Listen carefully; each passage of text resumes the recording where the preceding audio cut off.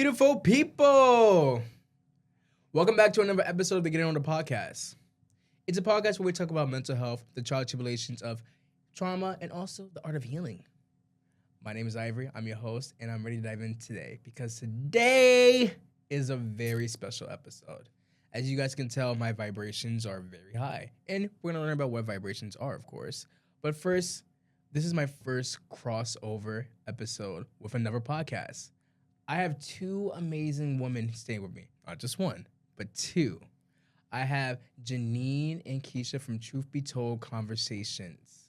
And we're here to talk about my hypnotherapy session I did with them. So please, let's welcome Kisha and Janine. Hey, Ivory. Hey, Ivory. How y'all doing, ladies? Beautiful. I'm happy to be here today with you, vibrating high. Listen. You gleaming too. Yes, he is. Come on with it. No, I'm honestly so excited because you know what? I feel like we've got to know each other a lot these last few days. Indeed. Sure have. Really intimately and really just conversations and just the process that you guys do. But first, can you guys each tell me about yourselves, if you don't mind? Okay. Well, my name is Janine. Hi, Janine. I'm a registered nurse. We're both twin flames, by the way. And for those that don't know what a twin flame is, because I know you guys have a totally different theme around here. So we are a spiritually based podcast.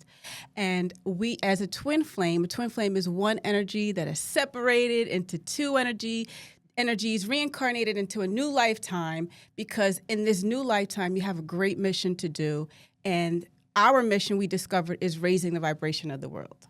I love it. I Yes. love it. All right, Kisha, girl. Hey. Hey. Excuse my voice. It's a little hoarse. But again, my name is Kisha. I'm also a registered nurse, and that's my twin flame. We both met in nursing school over 16 years ago. So we've been nurses for over 16 years. I'm a mother of 4, 3 girls, 1 boy. Married this year, 27 years. Congratulations. Yes. Thank you. But listen, she said it all about what our podcast is, so I'm ready to get started. All right. So my first question for both of you is, how did you guys meet? Well, we actually met in nursing school. Okay. So we said 16 years ago, right? Mm-hmm. It seems like Actually, might be like 18 years ago. yeah. Because we were, oh yeah, that's because right. Yeah. Yeah, but we met back in nursing school, and it was interesting because when we met each other, it was like an instant connection for some reason. Mm-hmm. I saw her sitting across the classroom, and I'm like, oh, she's kind of cute. And one day she came up to me, and she's like, oh, can I borrow your phone? And I'm like, yeah, but just make sure you don't use up all my minutes. That was back in the day when you Back had in to the buy your day. minutes. Yes. Yeah, I'm dating myself a little bit. But from there, we had a little, a kiki moment, and we kind of connected. And it was always something about her that I always admired and I loved about her. And it was a group of us, honestly, that when we went to nursing school, it was like 4 of us. It was like 4 or 5 of us. Yeah. And then we were the last 2 standing because we just connected and stayed in contact. But the interesting thing, and I'm going to circle it back to that whole twin flame experience, twin flames also live the same life path. So what I mean by that is we discovered that we started having a lot of synchronicities in our life. Okay. So when we were in nursing school and we had to pass our boards, it kind of started with that, then. right? Yes. So when we passed our boards, we took our boards, we sat at the same numbered seat. We were at 2 different locations, by the way, because we kept it a secret from each other. We didn't want each other to know. We didn't want to scare each other. We kind of, kept it under wraps. Okay. We sat at the same number seat. We ended up having the same numbered locker. And when you take the boards, you have a max of just say 248 questions. Most people, their computer shuts off at 1:30. Oh, okay. But there's a certain handful of people where the state wants you to take all the questions. Why me and fucking Kisha? It was us. Get the whole 248 questions. Yeah. Yeah. Right? So it kind of started with that, where we just noticed all these synchronicities, but then it started getting a little weird in life. Yeah. Where we would have a lot more synchronicities that just didn't make any sense. Like we went to the same college. We went to Hampton U. Back in the day. Not at the same Wow. time, but we separately. Just a bunch of things, a laundry list of things that we cannot explain. And even like our spouses at the time, they're like the same. They were like the same man. They're cookie cutter type of same age from Brooklyn, Yeah. same demeanor. It was just strange shit. And then we were just, can I curse on your show? You can by the way? curse all you want. Okay, good. You're my girl. That's my girl. Yeah, that's my girl, by the way. So, all these synchronicities just got so out of hand. We just knew there was something else to it. Also, too, when you got in trouble at work, I would get in trouble at work. Yeah. It was Give like me an example. Give me an example.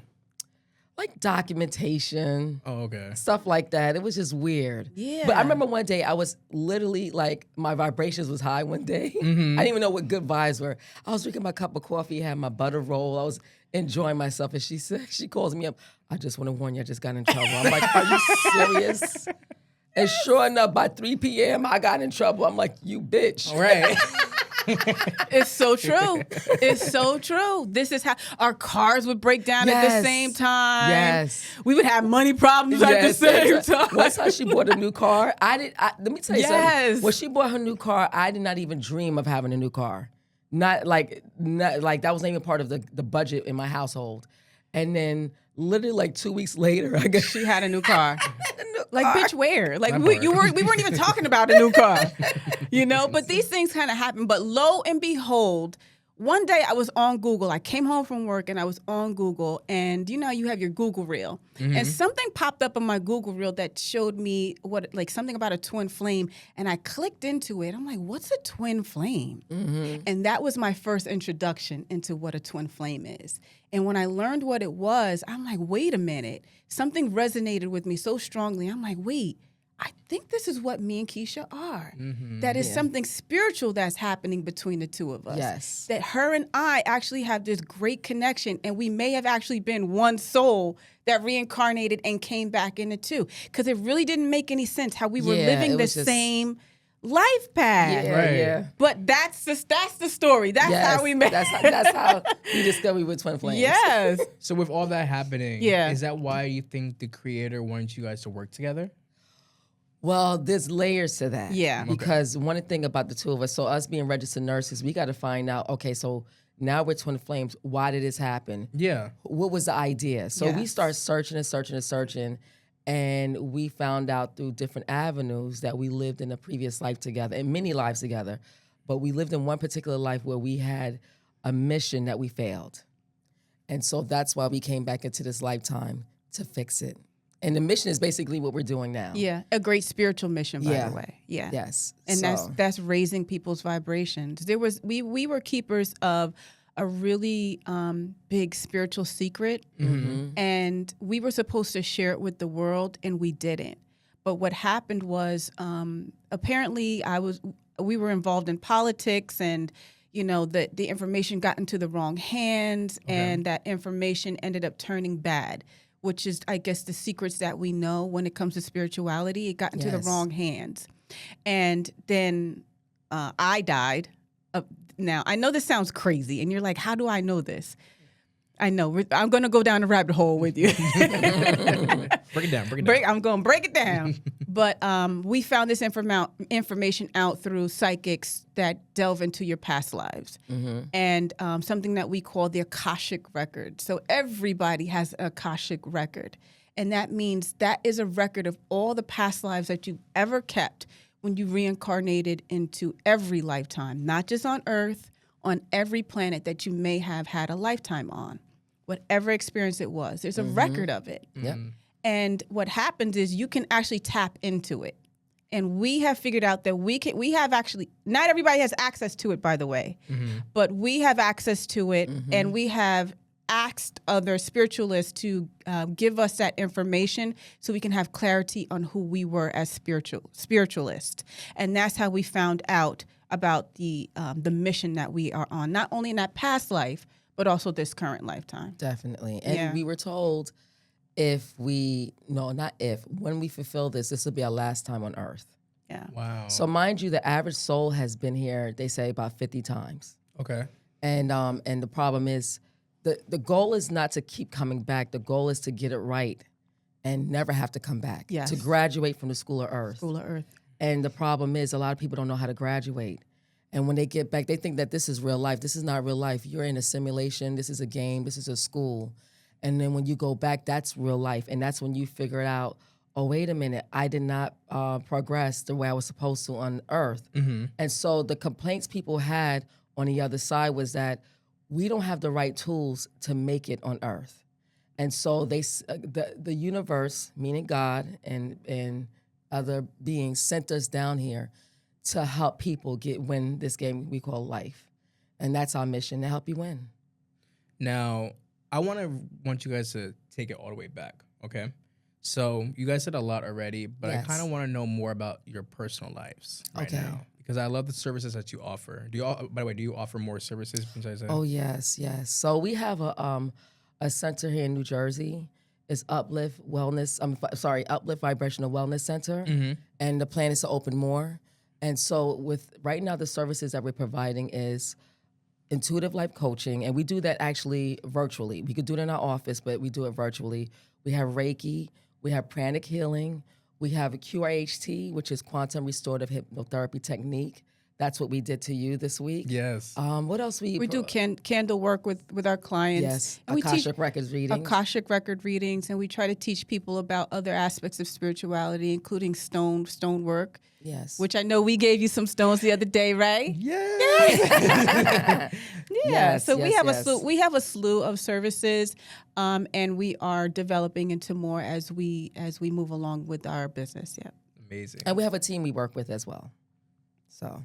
See, they get shit done. Yeah. Okay. Yes. So, Kisha, I'm gonna start with you. Okay. Can you give me your backstory of who you are and how it all began for you? So I was one of those people where even as a kid, I was intrigued with ghosts, psychic mediumship. I was intrigued with that. I was one of those people, I was not born with the gift, or I was born with it, but it was not active as a kid. Grew up in Brooklyn. The universe brought me to New Jersey so I could meet my twin flame, met my husband, got married. But when I met my twin flame, Janine, we started talking about a lot of spiritual stuff along the way. We would talk about like psychic mediums. And I was one of those people, I'm the scaredy cat out the group. I'm got a lot better, but Janine is more the person that she goes right to the crime scene because she wants to navigate and see what's happening. I'm the one, like, I'm out of there. Like, I'm in my car driving off. Your instinct's like, nope. And she's just like, so with that being said, I was always intrigued, but I never wanted to open Pandora's box. So then in 2018, I had a near-death experience. Now, rewinding it, prior to that happening, I dealt with depression for 20 years. My daughter is 26 years old. And when she was born, I had postpartum depression that turned into just, depression altogether. And I dealt with the depression for over 20 years. I did get psychiatric help. I was on medications, but I still was feeling down. I tell people it was like being in the movie Get Out when he was in a sunken place. Yeah. That's what I was for 20 years. I thank God for my husband and kids because that's the only reason why I did not out myself, because many times I didn't want to be here. Moving forward, in 2018, I had a near-death experience, and I do believe in my heart that it was multiple reasons why that happened. I feel like my spiritual team went to God and said, she's not waking up, and we need to do something to rattle her soul. And so where I went was a place no one wants to go. The Catholics call it purgatory. And also, too, I found out later on that that's a place where many people go after they pass away. I don't want to get too deep in that. But that experience is what actually woke me up. And it was the catalyst into me becoming a spiritualist and me becoming a psychic medium with the help of Janine. So after I had my out-of-body experience, or near-death experience, then Janine started getting enlightened before I did. But in the meantime, I kept searching for the truth because one of the things that it dawned on me was this place I went to was not mentioned in the Bible. And I was like, okay, I grew up in church. Yes. I was on the usher board. I was in a choir. The rule with my mother was, I don't care if you get home 6 o'clock in the morning from the club, you go on to church. So I would literally be in the club at 6 o'clock, and by 10 a.m., I'm literally on the pulpit singing in the choir. You did that? I sure did. I don't know how you do that, especially after you at the club, you having a good time. Listen, you could have many hats. So anyway, so with that foundation, I just knew that something was off, and nothing against religion, but I knew that church didn't teach me this, and I felt like there was more truths than what I knew. And so moving forward, then when Janine got enlightened, she started helping me find out more truths, and it was hard. It was a hard pill to swallow because I was frazzled. At one point, I even had almost like a nervous breakdown because I was reading a book. I forgot who the author. It was actually I was reading a book by Dolores Cannon, and when I was listening to her book, I was like, "This is nothing I learned in church," and it bothered me.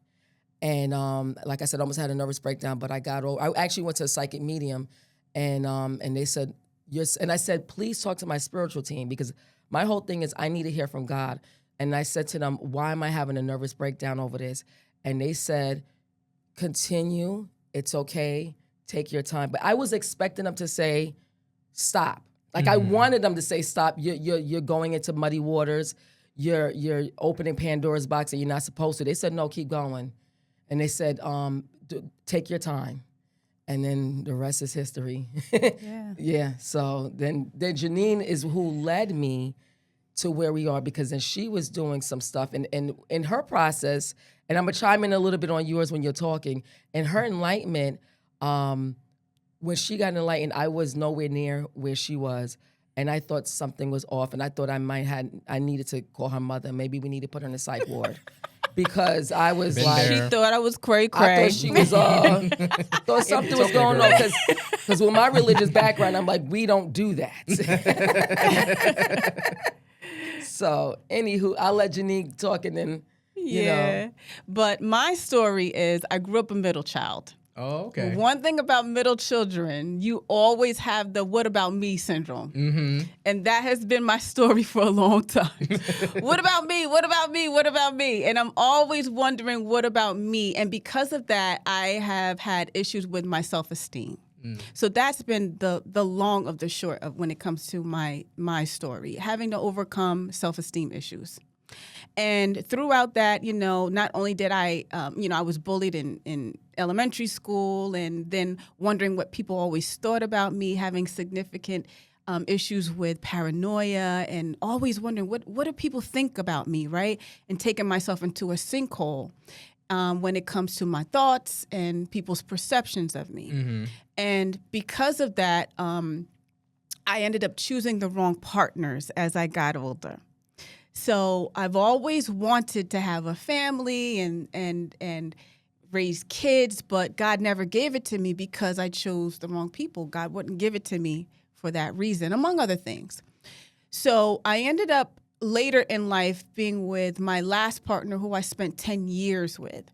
And that was a significant relationship for me because in that relationship, he gave off a good perception. If I had to choose a bad partner, I would choose him. Right. I'm going to tell you why. Because he actually made the experience fun, even though he was a wolf in sheep's clothing.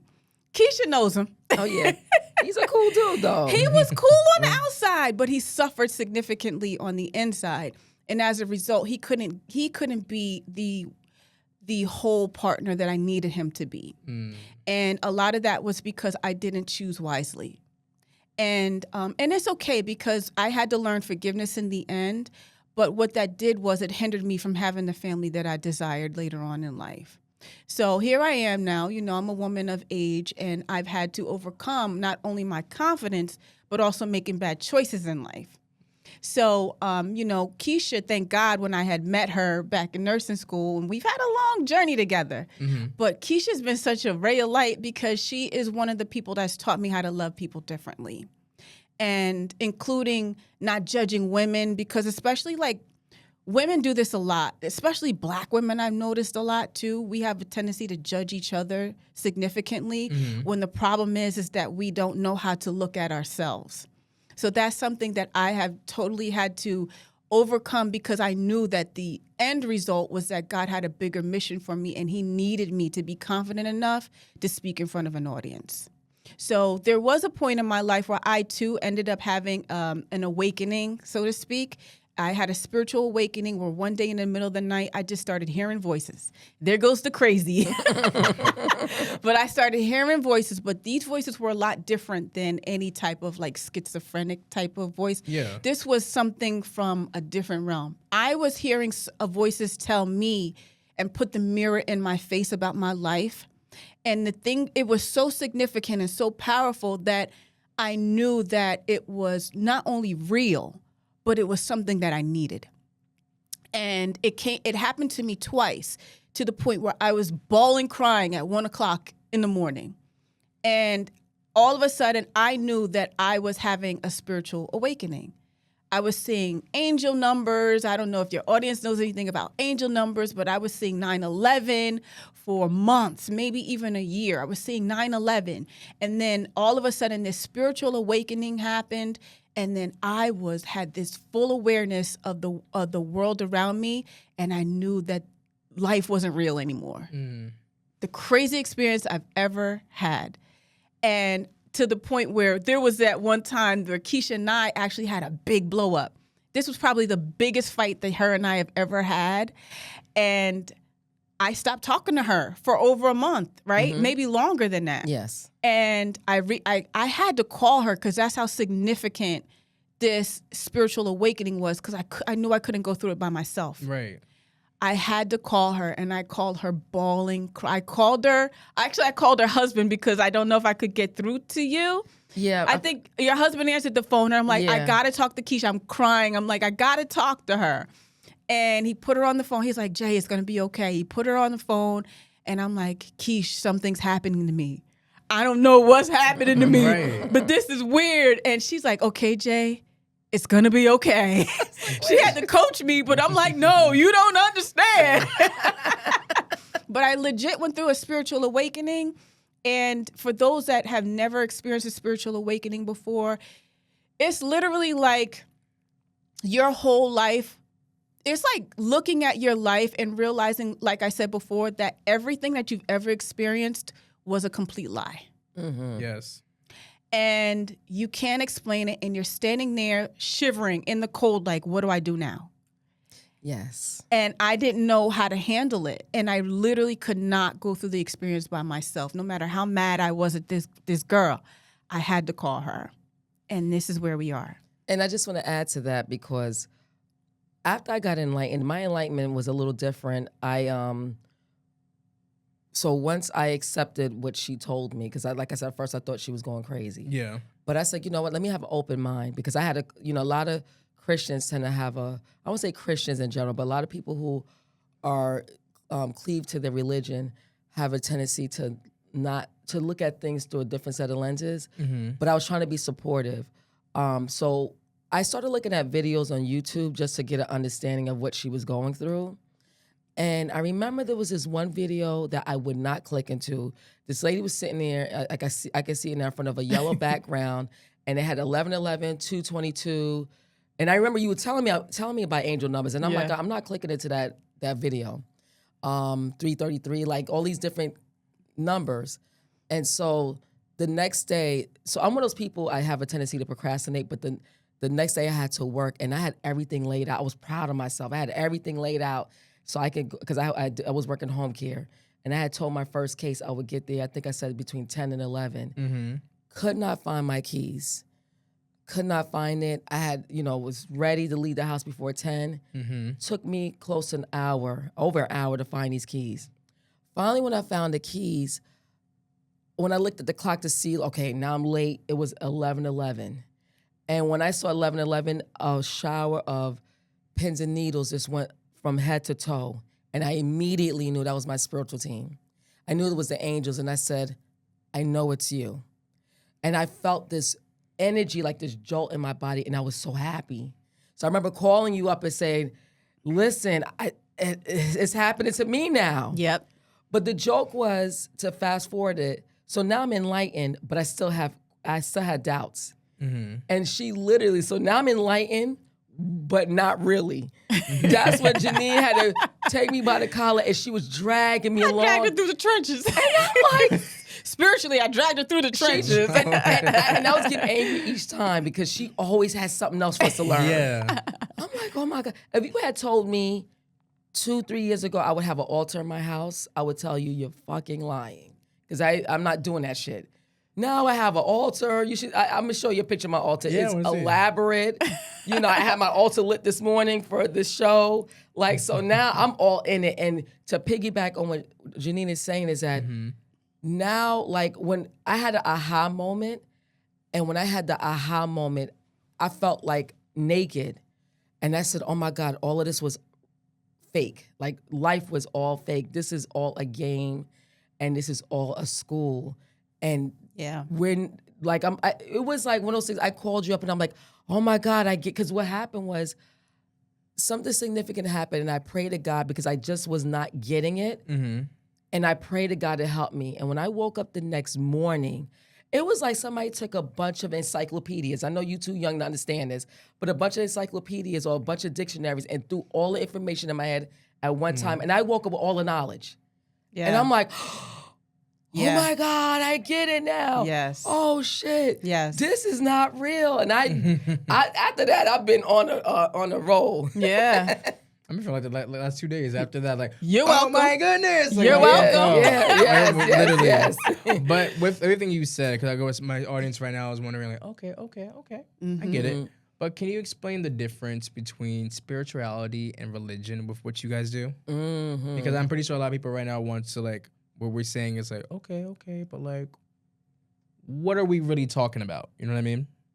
Want me to start? Well, go ahead. So for me, I'm still heavy into my religion, meaning I do believe in the Bible. Jesus Christ is my Lord and Savior. Yeah. I believe in God. But in the Black community, we're not allowed to tap into other things except for the Holy Spirit, the Holy Trinity, the Father, the Son, and the Holy Spirit. If it's anything beyond that, It's voodoo. it's voodoo. You're tapping into the devil.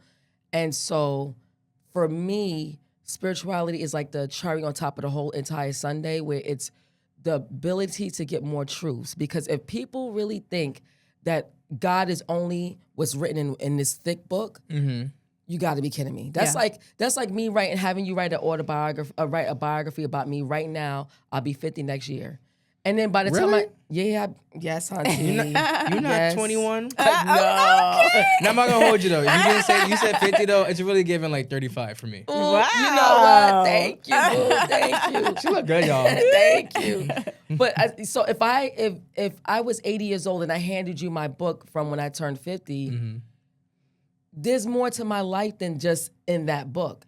And I feel like religion is only a snippet of who God is. Yeah. Spirituality goes above that. Spirituality just keeps extending and extending and extending. It does. So, like, for example, like we tap into angels. We do. Like Archangel Gabriel, I asked him to help the three of us with speech. Yeah. Because he's the one, if you have an issue with speech, you could tap into him. A lot of Catholics do believe in tapping into saints and angels. And there's other religions that tap into other deities. But religion sometimes tells you, no, you can't go down that street.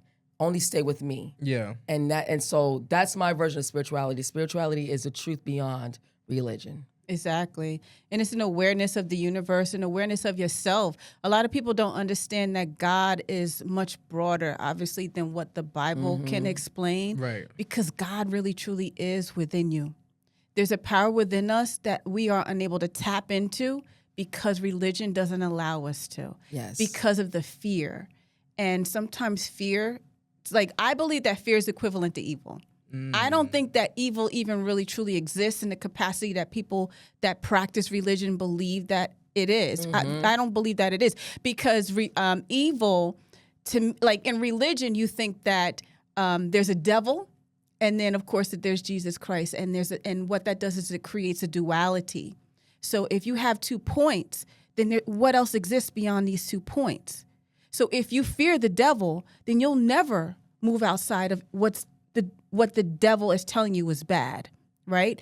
Or if there's Jesus Christ, then you'll never move outside of what the devil is telling you is good. So how can you truly explore the universe in its totality if you have these 2 points that are creating a handicap? So this is why I don't, we always say we don't denounce religion because everybody's entitled to practice and believe in what they want to believe because that's what your path desired. That's what your path chose in this lifetime because it needed something to believe in, right? And it's okay. We're not here to not make you believe in Jesus or the devil or whatever. If that's what you choose, that's a beautiful thing. Matter of fact, when we work with you, we incorporate whatever it is that you believe in. And because we believe in it too. We believe in all religions, to be honest with you. And you have to in order to be able to work with different people and also to be able to explore the universe in the capacity that we have. But we just know that it's just something greater.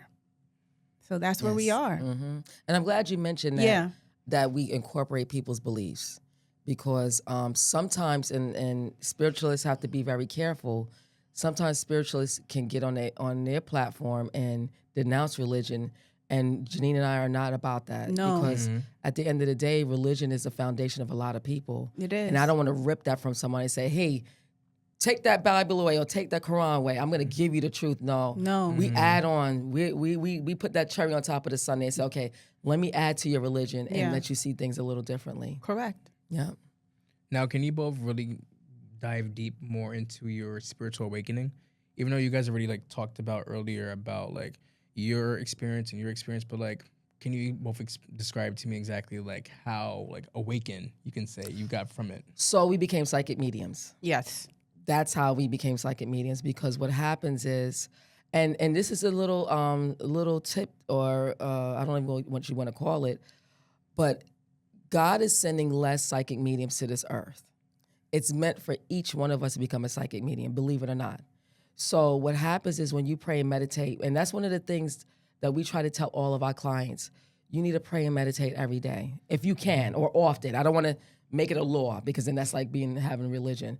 You should try to pray and meditate often. What happens, all of us have a veil of forgetfulness because we've been here so many times, is we're not allowed to remember all of the things we did in previous lives. So that veil has protected us. But as you pray and meditate and you get more comfortable with communicating with the universe, then that veil thins. And then now they're starting to send you messages. So for example, I was telling Janine, like later on I'm having a girls' night with some girls I went to high school with. And one of them in particular, I woke up this morning and the universe told me that she's sick and she's not showing up. And then she texted us like an hour later and said, guys, I'm sick, I'm sorry, I'm not gonna make it.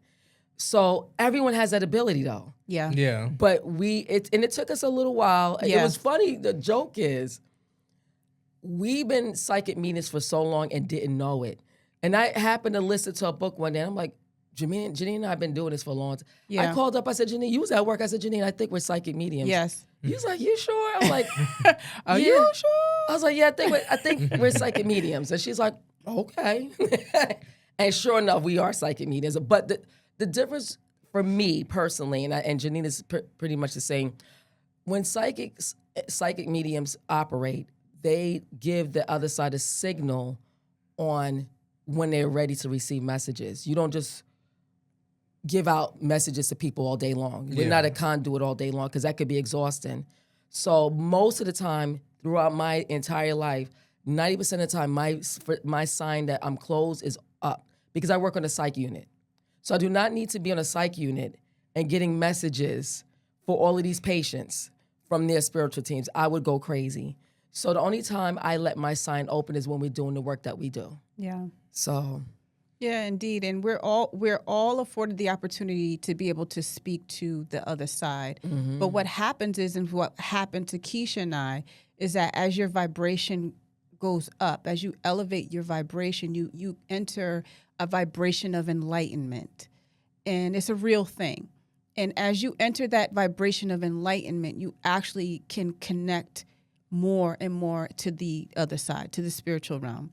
So you can hear and actually feel and sense the spirit around you, and you can communicate differently. The other thing about spiritual awakenings is that once you open Pandora's box, that's it. You can't go back. You can never go back, and nor would you ever want to. because it feels so amazing when your vibration is so high. And knowing that you can disconnect from this human experience and know that you have so much power as a spiritual being to control the world around you. And it's not what you were born to believe. So spiritual awakenings don't just happen once. Mm-hmm. They can happen multiple times. So we've had numerous spiritual awakenings. And a spiritual awakening really truly is when you have a download. You know the term download. Yeah. It's when you have this inner sense of knowing of information that you know you never read in a book, you didn't see on TV, you didn't read in the Bible or whatever. When you get this information that resonates with you so strongly that you know is connected to spirit, that's a spiritual awakening. It's an aha moment. And you're just like, what the F? How did I not know that? Because now you're becoming more and more connected to who you are as a spiritual being. It happens all the time. And we've been at this for how long? A while. Yeah, at least at 5 years or so since we've been in our first initial spiritual awakening. We get them constantly.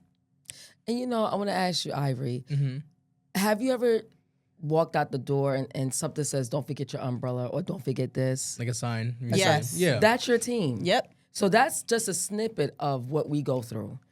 Everyone has it in them. And the more you get comfortable with the other side, the more your horizons open. And then they'll say, you know what, I think Ivory's ready for this psychic mediumship that we offer to everyone. Yes. And it's actually like, how can I put it? It's like getting a heads up or having a little more, I'm trying to figure out the word, like an advantage over people. Yes.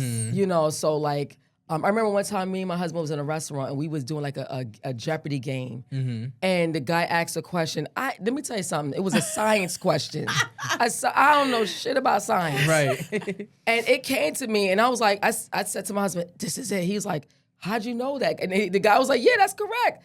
Because the other side just gave it to me. And I'm like, okay, I blurted it out. Cheat sheet. Yep.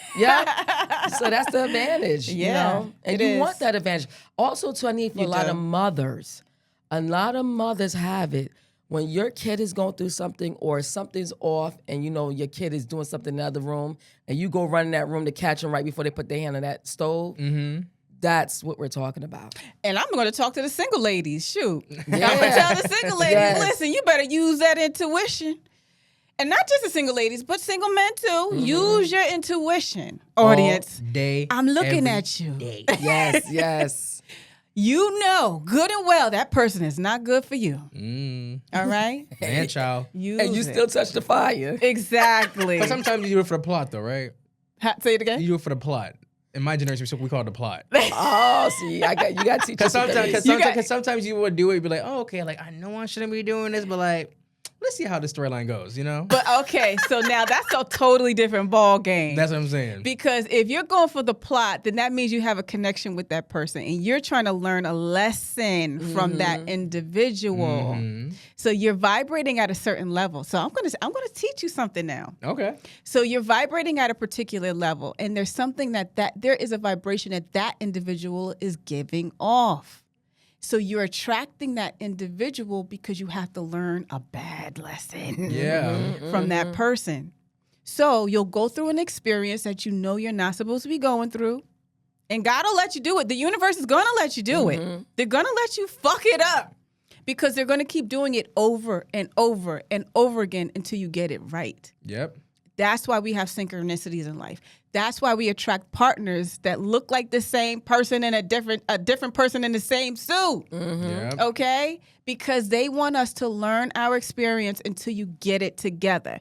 Because once you learn the lesson, then you will overcome that vibrational level that you're on and move on to the next lesson. All right? No, I agree. No, trust me. I agree. Okay. I do. Now, before I do get into my hypnotherapy, I want to ask you guys, because you obviously have a podcast. Yes. And I want to know, like, with all the information you guys get, what made you come together and say, you know what? I want to do a podcast. Like, what made you guys want to do that? It was one of my bright ideas. Yeah, it was. It worked though. I love I your always got a podcast. bright idea somewhere down the line. Yes. But I know that when we had gotten deep into our spiritual enlightenment, we were like, you know what? We can't keep it a secret. And again, that plays into why we had reincarnated in the first place. We knew we had to get our message out, right? So we were just like, you know what? We had dabbled in it before with someone else, Right. but it didn't feel right. No offense to that other individual, but it didn't feel right. So we knew we wanted to continue on that path, so we just decided to do it on our own. So that's what we did. We ended up just developing our podcast. First, we did it virtually, via Zoom because everyone else was doing it. And then lo and behold, it just progressed into something fantabulous. Also, to add on to that, we're both not public speakers. Yeah. So for us to pick this platform, it was like, okay, we're doing this, but damn, it was like, we're like not experts at this. But people are like, oh my God, you guys do amazing jobs. So we're like, okay, well, I guess we good at doing podcasts. Yeah. You do. You have me fooled then if you're not a public speaker. And I'm like, Oh, hell to the no. Because the angelic voices you bring in You and right. stuff like that. You right. You know, she gave me like, Shirley Lee Ralph? She's like, Yes. let me tell you this and that. Even when we had our session, I'm just like, Lou, like, you got me gag. I'm telling you, You are so silly. No, I love it. I love it, guys. Love it. So speaking about truths, I wanted to ask you guys, I have this question. When you think about truth, do you see it as something we discover or something that we create? That's a good question. Mm-hmm. Truth is, I think truth just is. Truth just is. It's just like being in the moment. Whatever the moment is, that's your truth. So if you choose to create, then that's the truth. If, whatever. I don't know what was the first part of the question? The first part was, when you think about truth, do you see it as something we discover? Oh, or something we discover. We create? Yes, something we discover. So, yeah, I sit in that. I sit in what I said. I stand in what I say. I feel like it just is. It's the moment. So what they say as spiritualists is that you're not supposed to live in the future and you're not even supposed to live in the past. You really are just supposed to be in the moment. And that's why I say, again, that's just the truth. Mm-hmm. So you can always change whatever the truth is because of how you believe or whatever it is that you're believing in that moment. So yes, you can create it, but then whatever it is, however we exist in it, that also can be your truth. So I hope that didn't get too convoluted, but. So I agree with you, but one of the things that happens with individuals that keep coming back to this earth is that sometimes their truth gets in the way. So, for example, one of the things that we teach people is that and I'm going to say it, all of us that come back to this earth, we have a to-do list. Yes. So the to-do list can comprise, and they say most of the time they give you about 5 things to work on. So it could be speaking up, patience, letting go. Some people are stubborn. It's different things. And the thing is, it doesn't matter if you are a doctor, a lawyer, you're successful. They don't care about that. Their question is, did you check off those boxes on your to-do list? Yeah. I say that to say in relation to truth is that what we find is that because people are wearing certain lenses, their lens is not allowing them to see what they need to work on. Their lenses is making them point the finger at everybody else and making them think that their way is the truth. Mm-hmm. But that's the thing, though. I don't mean to cut you off, but that is their truth in the moment. In the moment. And that's why I'm saying whatever your truth is in the moment. Yes. And you can change your truth. Yes, you can change your truth. Exactly. And I do believe, and I do know that God is a forgiving God in a sense where, like for example, I tell people all the time, those little kids are in those countries that are walking around with rifles. You see those. That's not a sin because they were taught that. That's their truth. Yeah. So it just depends on what lenses you're wearing. Correct. The only problem when it comes down to adults, what happens is a lot of people keep coming back to the other side and saying, I didn't know that that's what I was supposed to work on. And then they'll say to them, well, we kept giving you the same test over and over again. You kept seeing these patterns and you didn't wake up to say, oh, that's why I kept getting the same man or same woman over and over again, because their truth was, from a different angle. So I don't want to keep delving into that, but I agree with you with the whole, whatever lenses you're wearing, that's your truth. That's your truth. Yeah, 'cause I mean, a lot of people are also look at truth. Like for me, I look at truth in two ways. Sometimes, like my truth can be a risk or relief at the same time. Because sometimes when we're being vulnerable and we're talking about how we feel, a lot of times it's like I don't know if it's gonna be risky what I'm about to say next, or if this is gonna give me relief. Because sometimes those are like the patterns. Do you guys ever feel like that with your truths? Yes. The funny thing about that is there's times where you're in certain arenas where you would love to tell the truth, but you have bills to pay. That part. So you can't tell the truth because if you told the truth, you would get fired. Yeah. As much as we love to. True. As we love to. True. That part. So you keep your truth to yourself All the time. But then on the other hand, you could say to your friend or family member, you know what, listen, don't take this personally, but your slip is showing, and I want to tell you before someone else does or before you self-sabotage yourself. Yeah. So it's just different angles to the whole truth thing. Yeah, I agree. And with your podcast, how do you guys decide what parts to keep private and public with people when you're telling your truths on the podcast, or you guys are just saying it all? Well, to be honest with you, we are kind of an open book. So this is why one of our very first episodes, we exposed our own story, because everybody has a story. Yeah. And that was the idea when we exposed our story. And I don't even think we did it consciously. Yeah. I think it was something that we did subconsciously. We were just like, well, let's just talk about ourselves first, right? And in that, we ended up exposing our truth. And in our truth, we realize, and in everyone's truth, we have to understand that everybody has a story. Yes. Our story really, truly is us playing our game. And it's okay. So everybody's entitled to it. We're all here. This is our human experience. And we need our audience and everyone that ever watches our show to understand that you're entitled to your truth. Yes. The thing is that when living your truth, don't think that your truth is an all end all be all. Right. That you do have the ability to change it, which is where the creation process comes in. Understanding that you don't have to sit and ponder in bad experiences and trauma that you had in life, which is what we showed in our very first episode. That these things can happen. Yes, they happened. Yes, it's your truth. Yes, it's your story. But why did God put you there? He put you there because you had to have that experience so you can learn from it and elevate into something greater and understand your greatness and know that you have the ability to create. That's what truth really is about. That's why we're called Truth Be Told Conversations. And also, too, through meditation and prayer, one day I asked God, I said, okay, God, we have this mission. What do you want the world to know? And three things he told me. He said he wants everyone to know that each one of us was sent here to win. And the second thing is that we are the master of our universe. And the third thing is we create our own reality. Yep. And going back to the whole thing about winning, people must understand the definition of winning when it comes down to spirituality. And I don't even think a lot of spiritualists know this. Winning is that to-do list you came down here with, check off all the boxes. Because you came here with a mission.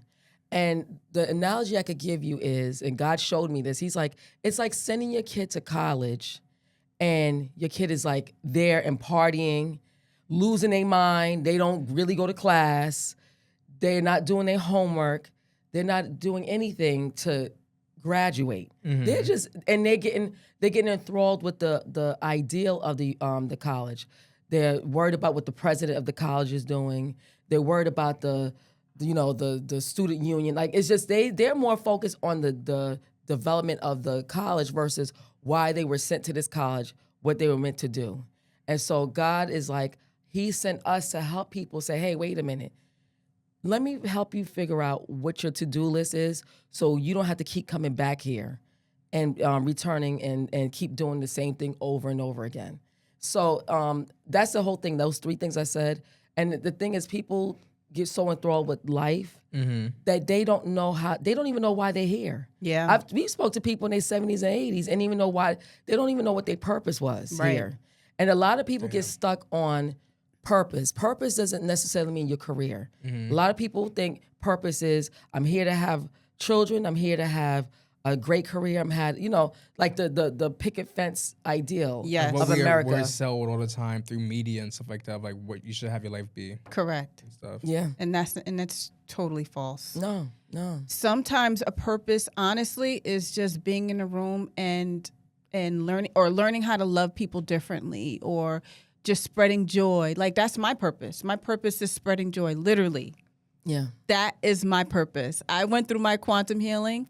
That's what was told to me. My purpose is to spread joy. Also, too, one of the things that we have to explain with the game, because a lot of people's like, what is the game, the earth, School of Earth? So what happens is, this to-do list I keep emphasizing about, what if one of the things that is on your to-do list is patience? I know that was one of my things. I'm going to be transparent. So patience is one of my things. And I live in a house with 4 other people. I live with my 3 daughters and my husband. So now I deal with 4 different types of energies, 4 different types of vibrations. And so God is not going to hand you patience on a silver platter and said, here, you got your certificate, you graduated with learning how to have patience. No, he puts you in scenarios that makes you learn how to have patience. And trust me, you're not going to graduate the first try. Yeah. He's going to keep throwing these things at you over and over again until you develop this character of, okay, now when my daughters come to me with nonsense, I don't want to say nonsense, but with their life issues, I don't get so enthralled with it. I don't react, I think, and I handle it. Yeah. That's how I handle it. So even with speaking up. So now, if someone's to-do list is speaking up, one of the things, okay, at work, you might have to speak up at work. So God is going to give you scenarios. It's not like he's going to hand it to you and say, here goes the gift of speaking up. No. And that's where people get the game wrong. Right. So then now they're like, oh my God, they're sulking in bed. People keep bothering me and I can't defend myself. No, it's not for you to sulk in bed. It's for you to stand up, dust yourself off, and speak up. And speak up. People expect that to happen, but you have to do the work for it to Exactly. happen. Exactly. And I want to add something to that. And this is no disrespect to prayer, because we emphasize prayer and meditation. But this is a thing I see with a lot of people. So let's talk about the speaking up. A lot of people will pray to God. See, this is what we tell people. It's important to pray and meditate. Praying is talking to God. Meditation is listening to God. Because after you pray to God, he's going to give you tools on how to handle that situation. I've seen people using the speaking up will keep praying for years to God about these people that are bothering them, instead of them realizing God wants you to start speaking up. So they'll keep praying and praying and praying, but because they're not meditating, they're not getting the right messages. So that's where Janine and I come in. Yep. Because what we do is we find out what your patterns are in your life, and then we get the messages from the other side and tell you, oh, darling, you got to start speaking up. And then we give you the tools on how to do that. Yep. Speaking of experiences, I was fortunate enough to do my first quantum healing session, and here's a clip for you guys. Can you turn around and face them? I feel like when I turn around, I feel like I see like my grandpa's face. That was one of them. Okay. But I don't know. Like I just feel like I don't know like who I'm looking at. I feel like there's a body of people around me, That's good. but I don't know like who I'm looking at exactly. Okay. So that's good. So as you're relaxed, I want you to just keep looking around. It's good your grandfather's there. That means the angels are with you.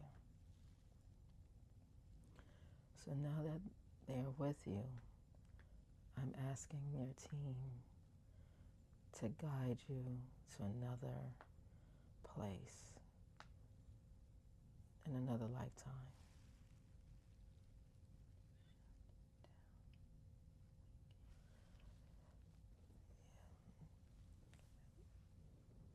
We'll take you to another place. I'm going to ask something special from your angels as they take you to another place to help relax your left side of your brain. We're going to relax your left side of your brain. Just relax. Just relax. Just relax. It's okay. You are safe. You are safe. Your angels, your team is with you. You are safe. And we want you to relax. Just relax. We're asking the angels, your grandfather, to help us help you relax the left side of your brain. Just relax. Just relax. All right, guys, that was a clip. Now, since we are in both podcasts, I'm going to switch it up and I'm going to let you guys do what you do. Okay. So, I normally, when we have clients, we ask them what made you come to us. But it was a little different with our union because it was something that was put together beyond us. Yeah. It was more like a business deal. Yeah. So our union with you was a little different. It's not like you came to us with problems and said, I need help from you guys. We actually came to you, it's like, all right, let's make this deal. You know what I'm saying? We do the quantum healing, we come on your show and we talk about it. But what we discovered was that, like everyone else on this planet, you had some issues that you needed to work on. Yeah. So why do you think you needed the quantum healing if you was a client that we never met before? What issues did you have? You know, the issue I had was I've always hated myself. And that's something that stems from childhood. So whenever I was a kid, I used to always just hate that I was gay. But again, like I said, I was telling you guys before, I didn't realize, like, I was gay because people kept telling me, oh, you're gay, you're this, you're a faggot. Like, as a kid, I was bullied so badly to the point where everywhere I went, like summer camps and schools, people would make fun of me because I wasn't as masculine as them, you know? And I felt like for so long that just, like, hurted myself. It just depleted my self-esteem at that time. Right. So for so long, I was carrying that until I got to an age where I realized, well, I do like men, you know? But also, it's like I've been so shamed for it for so long, whether it was from friends or family and stuff like that. I just feel like I had to hide. So for so many years, I was hiding and hiding and hiding and creating a person that wasn't really real, you know? Yeah. I didn't really know who I was. You know, as we're still learning at adolescence and stuff like that, I just kept putting on a smile, kept putting on that fake smile or mask, we want to call it. And then it just came to a point where I was 23, I felt like I was suffocating and I felt like I had to come out. But again, just because I came out, it doesn't mean that I fully accepted myself. Yeah. And I still, like, you know, was like at that time drinking to just like let the pain go away. I'm like, you know what? I'm going to go out. I'm going to have a few Long Island iced teas or some Fireball, whatever not. And I'm going to go out and not think about it. Yeah. And that's what I did. I just wasn't thinking about it. So for me, it's like, I wanted to really understand is like, why do I hate myself so much? Because I know I'm a good person. I know that I bring great energy in spaces around me or I'll make people feel good about themselves. But I was just so stuck on why I hated myself. Like, I know I can do, like, I'm very self-aware of myself in certain ways, but to get up and get out of it was the hardest part for me. Yeah. Yeah. So just to let the audience know, we treated you like a client that we never met.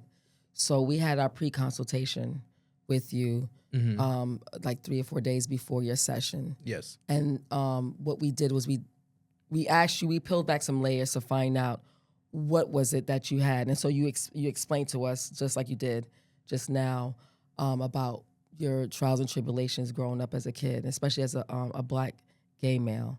One of the gifts that Janine and I have is that just from that one session, we already knew like most of everything that was going on with you. Yeah. Yes, yes.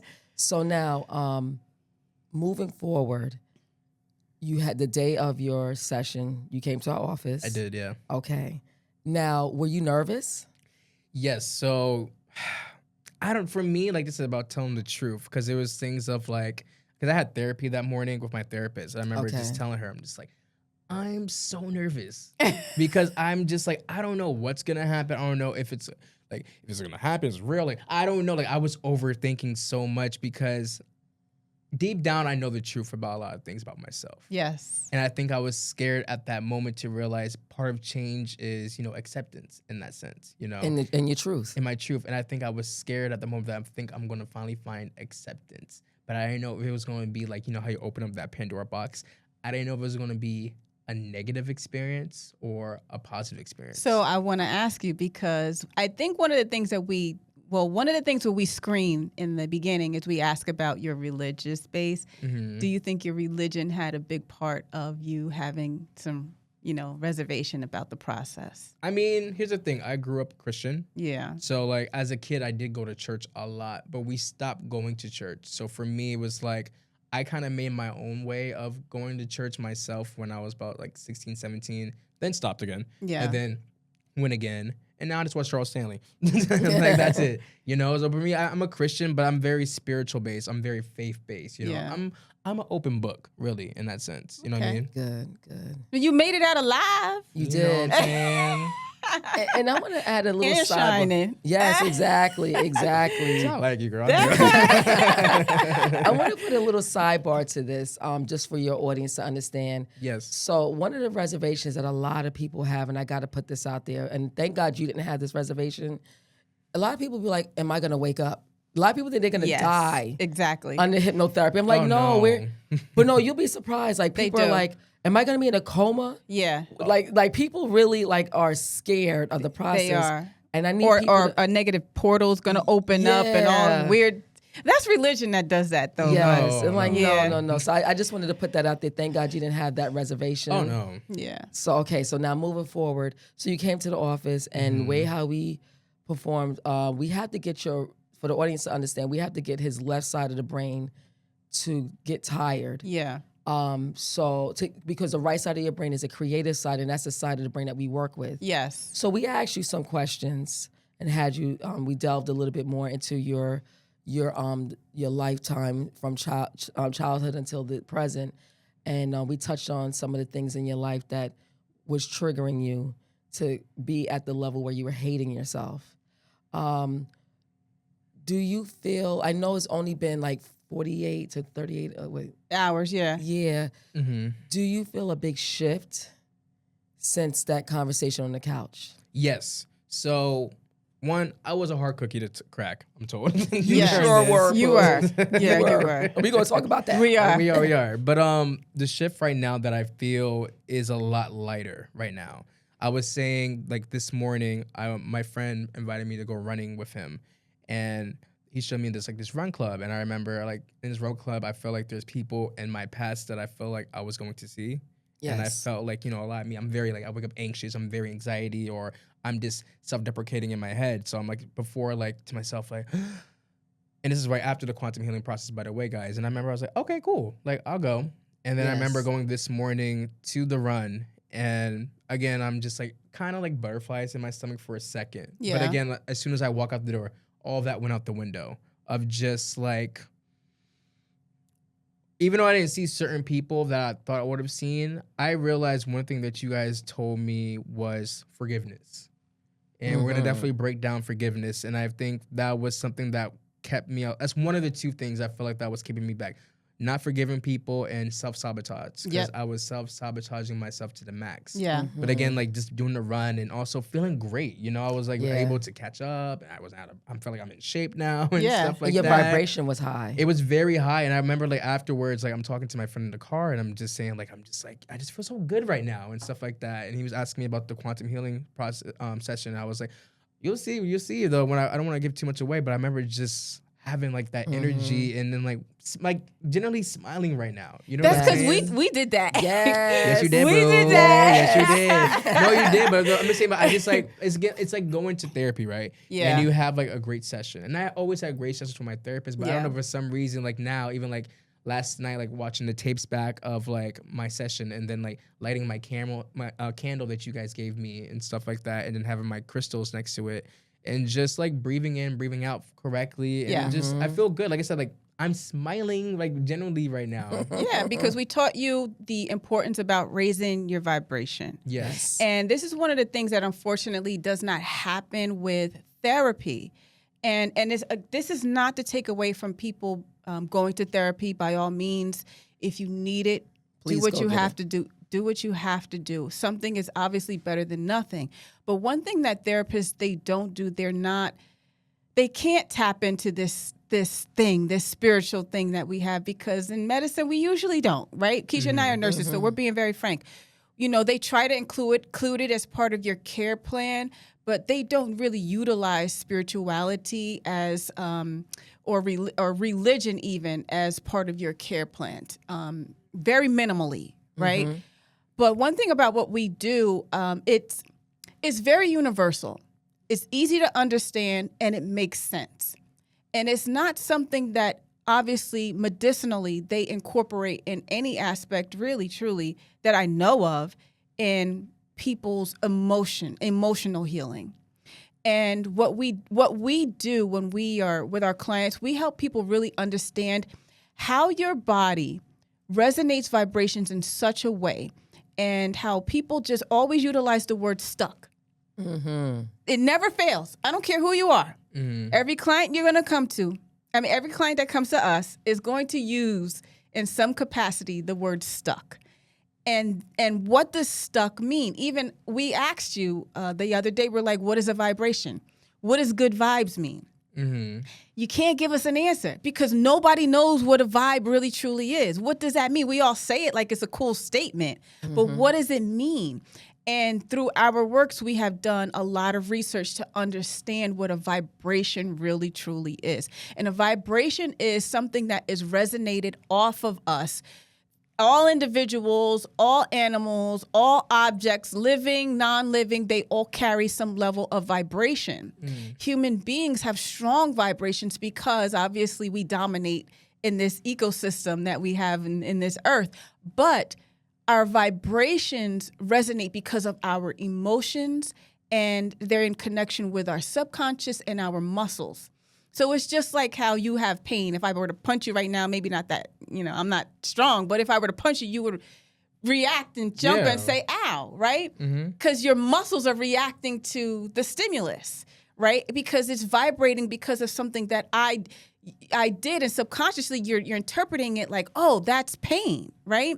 So this is the same thing we're tapping into. There's a vibratory connection that happens to us when we are sitting in emotions, traumatic emotions that we all experience as children, because our childlike mind cannot process things obviously in the way an adult can, and we don't know how to decipher the emotions, the experience in the world.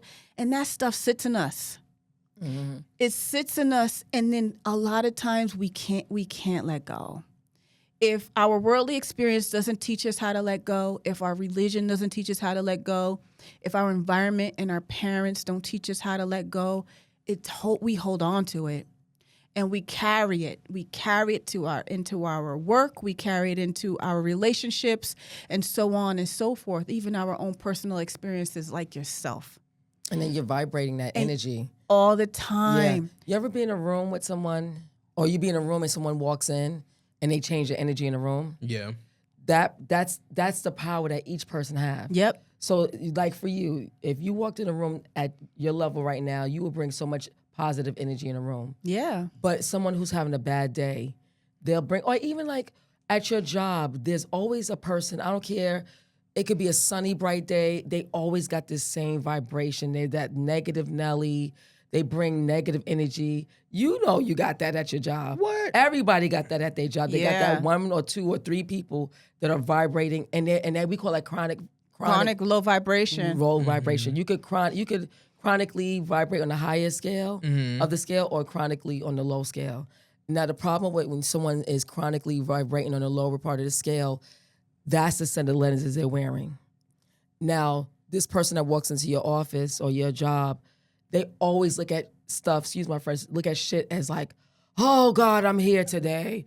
Like they can never see anything good. Yeah. You are in the same room with this person and everything that they see is 10 times worse than what you see. It's because of their history and what they've been through as a child is at the forefront. So they're just an angry person for no reason. And that's the shadow work, by the way. Yeah. That's really, truly what shadow work is. When you have to get past these things that happened to you as a child, these traumatic experiences that are sitting in you that you can't move past, that have turned you into the adult that you have become. So that's a beautiful part. Besides the quantum restorative hypnotherapy technique that we did with you, we also do intuitive life coaching, which we're going to do with you as well. Even though you're vibrating really great, we still want to work with you. Oh, I still need you. Yes. Stop playing. Okay, well, it's good to be needed, okay? You know what I'm saying? Wait over. One day at my job, I was talking to a psychiatrist about what we do. Yeah. And I told him, I said, the difference between what you do and what we do is, I said, someone comes to you once a week and sit on your couch and lie to you for weeks. They only give you what they want to give you, which is human nature. What we had, the gift we have is that we get these messages from the other side, from your team, from our team, and we know the specific questions to ask you based upon our psychic mediumship, our intuitiveness, to peel back these layers that might be traumatic for you. So there were certain questions we asked you that we knew to ask you, that we're not going to expose here, but we knew to ask you because of our intuitiveness. Yeah. So you know what I'm talking Yeah, I know about. what you're talking about. So that's the difference between what psychiatrists or psychologists do versus what we do. Yeah. And it's a beautiful thing. Yeah. One thing too, when you guys are doing this, I said, like you said, like pick and choose. Like that's something I'm always so used to doing. It's like picking and choosing, like what I want to say to people and stuff like that. Because you know, sometimes like I don't know, like truth hurts sometimes. It You does. know? And I think that also it hurts me more because I had to really again look in the mirror of myself to realize like, okay, like you want to find the answer so bad, right? Say it with your chest. And you guys also taught me the word about human experience. Yeah. Because I feel like I'm 28 and I'm young. I'm a baby. I'm very well aware of that. But for me, it's like, again, like I was so hard on myself growing up as a kid because, again, like when you are, and I'm going to say this, I'm going to say like this. As a black gay man, I felt like I disappointed everybody in my life for being gay. Wow. I felt like that with my family because I felt like, am I going to provide them with a wife and kids?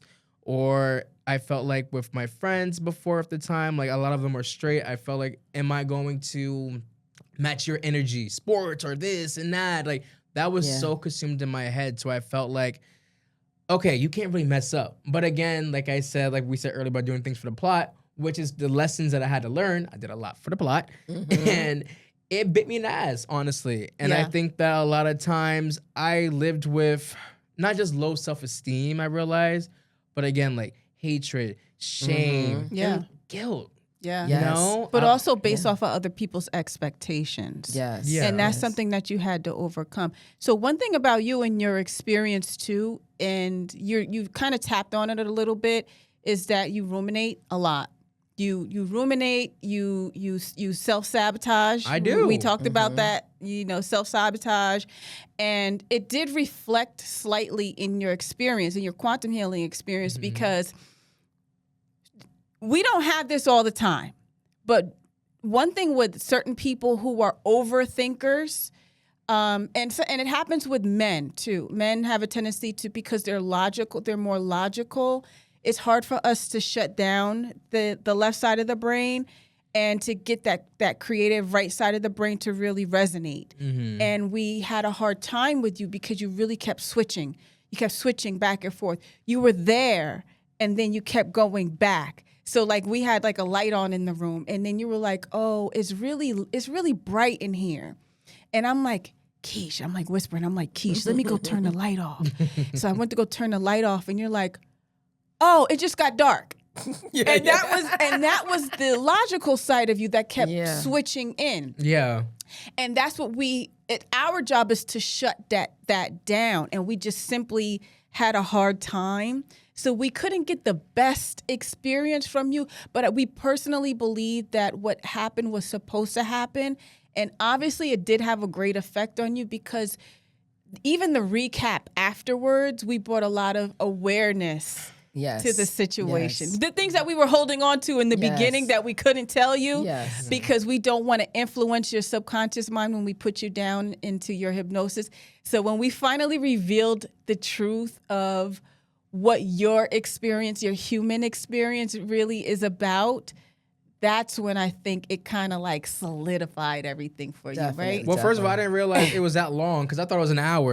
Yes. Remember when I Yes. was? I That think we started like at happens. 1:30, and I was like, oh, That like, what time? It was happens. like 4 o'clock. 4 o'clock. Like I was like, Yeah. again, like my mind is always on fight or flight. Yeah. So for Yeah. me, it's just always like been on or programmed, and I programmed it in the sense to just make sure, like, all right, like I don't know, like who to trust with that because my trust has been low with so many Yes. people because it's like I'm being vulnerable for you. Yeah. And I feel like that in my last like relationships and for people and stuff like that. It's like it hurts to get digged so hard on certain things, you know? Like Yeah. I'm giving you my heart. I'm giving you my real truth, all my lies and everything like that. Mm-hmm. And sometimes like when you've been deceived or stabbed in the back so many times from it, it's hard for me to kind of go back to that. So Yeah, again, yeah. for me to like trust you both with a lot of personal secrets about my life and everything was Yeah. it was tough, honestly. Yeah. Also, too, I want to chime in with your actual experience of with the journey we went through with you. Like Janine had shed light on how hard it was. So we did get you under. You did. They did, by the way. Yes, they did. So I'm going to tell about one of your experiences. You were a gentleman who worked. First of all, we started off in your loft. You had a beautiful loft apartment. Wait, before you go there, I Yeah. just want to explain because his audience is probably has no idea what quantum healing, Yes. restorative Yes. hypnotherapy is. So I just wanted to let everyone know because we're going down this rabbit hole. Quantum healing is a hypnosis process Developed by Dolores Cannon. developed by a spiritualist and metaphysician, hypnotherapist by the name of Dolores Cannon. Look her up; she's phenomenal. Is one of our teachers that we love to follow, who we have grounded a lot of our works based off of her. And what we call QHHT, she developed QHHT, which is quantum healing hypnotherapy. Is a hypnotherapy process where you put you under, we actually hypnotize you, which you were hypnotized. Nothing to be scared about, but what it does is it actually takes you into a deep level of sleep, but you're still conscious. I know it sounds crazy, but it's based off of wave patterns in your brain. And we took you to that deeper level of sleep by, of course, shutting down one half of your brain, the left side of your brain. And the left side is the creative side. What she had discovered is that when we... No, the right side is a I'm creative sorry, side. the right side. Once we had... What she has discovered is when you illuminate that right side of your brain, that it actually taps into the spirit realm. And the spirit realm will give you incredible answers and enlightenment to your life. And we can tap into your subconscious mind. Mm-hmm. Your subconscious mind will give you truth, and we can also tap into past lives. We can do past life regression, among other things that can happen during the process. Yeah. So we have done that with you. That's what we did, but we have developed it as well a little bit more because now we have turned it into a process where we can start healing people who are suffering from these emotional unfortunately, emotional trauma that we are all experiencing in this world because of the enlightenment that we have. So we're just bringing it forth to everyone through the quantum healing and our intuitive life coaching. So, And also through the process, too, we really didn't get to this part because of the level that you got to. But we also asked the other side to come and scan the body and if there's any kind of ailments to help that person with healing. Yeah. So like one lady I did, there was a lump on her liver. She never knew that. So of course now she has this lump, and I told her, I said, well, as a registered nurse, I said, please go to the doctor and get that checked. I had another lady who was a diabetic, and when she came to me, she was on 3 insulin pens. 3 weeks later, she calls me up. She goes, guess what? I'm down to 1. And she said, she said, today I didn't even take it because my blood sugar level was too low. Yeah. So the other side, with the subconscious, your spiritual team, had told her, we're going to help you with maintain your diabetes. So there's so many medical things, issues. One of the things we do not do is say that we're healing you per se. That's why we call it quantum restorative. Yep. Because one of the things that we've learned in this process is that when people come to us, depending on what level they are with God and themselves, they're the master of their universe. Yeah. So if they are ready to be healed, then they will get healed. Exactly. But if a person is self-sabotaging, they have self-doubt, they could get insight on what needs to be worked on, but the healing won't happen unless they're ready. Yep. And unless they believe that they're willing to, they believe that they are, what's the word I'm looking for?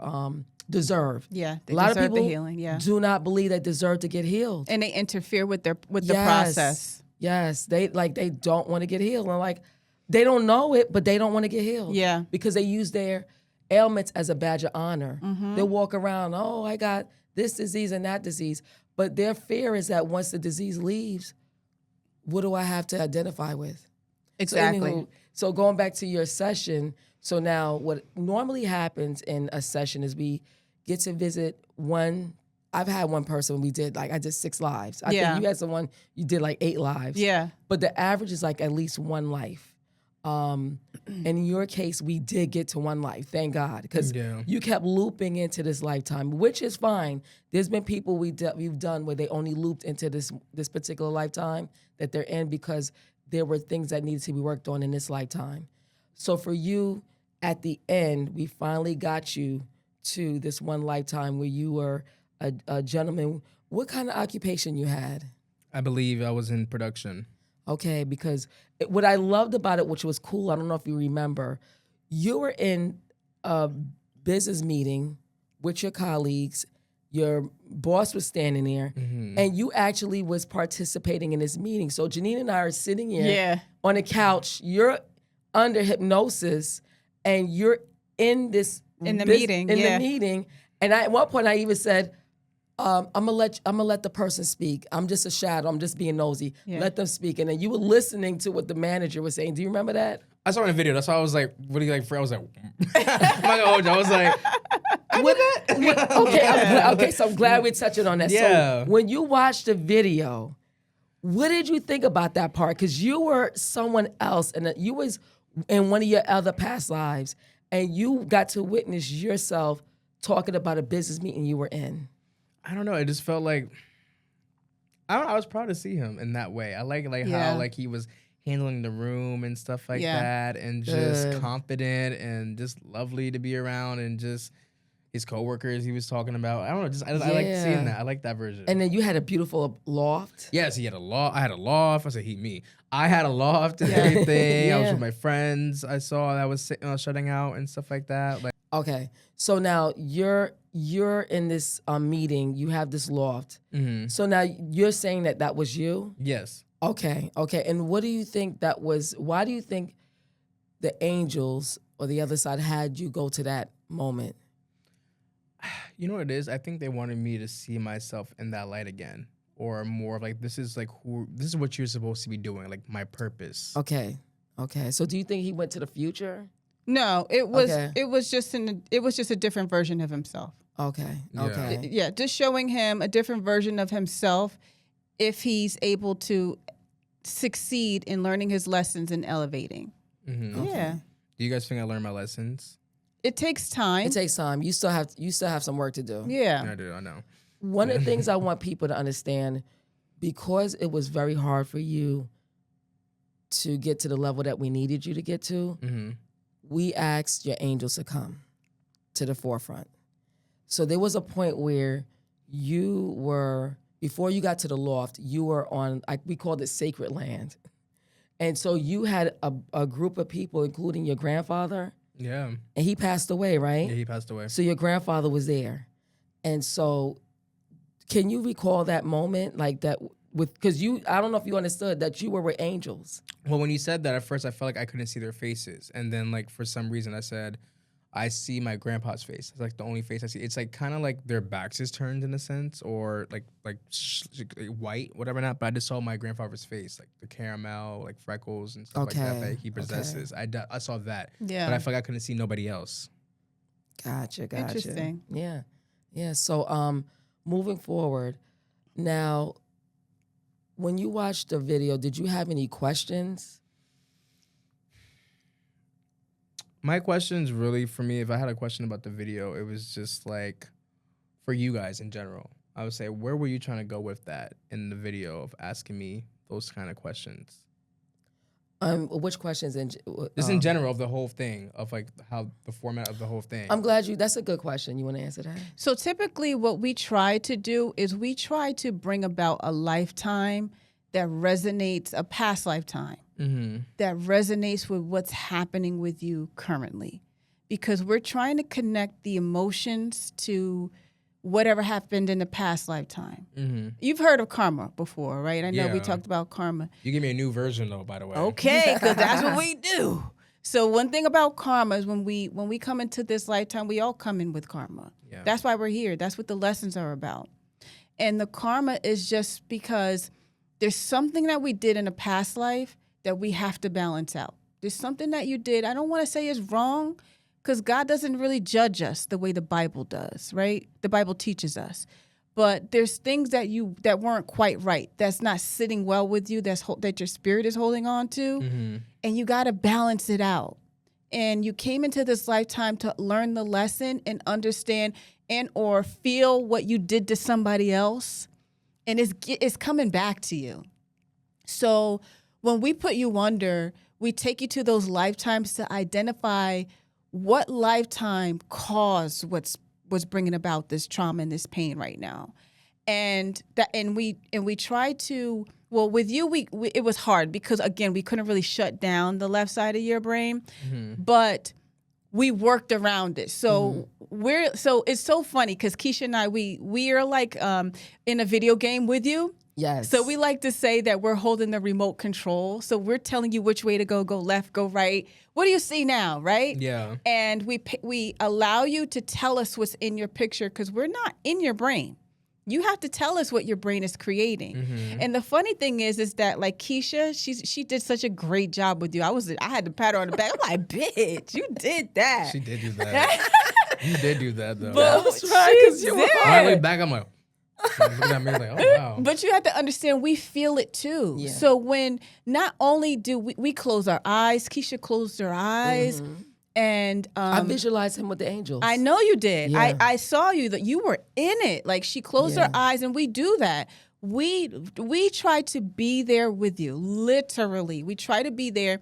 We're directing the traffic, and you're just telling us what's in front of you. Yeah. And it's just beautiful. much. Yeah. You know, as you're talking, the message I got to go, not to go back to the whole loft and the business meeting. One of the things that they were showing me is that you were so deep in your sorrow that they wanted to give you hope and know that if you are on the right path, that's what's meant for you. Correct. And I think, Correct. you know, with the gifts that we have, and we were able to, and we'll talk about the after session, that we were able to reveal to you the things that we thought is why you got to where you were. I think what they just needed you to understand is like, it's gonna be okay. So like, little sidebar for me, when I'm going through something, my sign from God is seeing ducks. When I see ducks, I know everything's gonna be okay. And whatever that anxiety moment is I'm going through in my life, I know, okay, I can relax, I can calm down.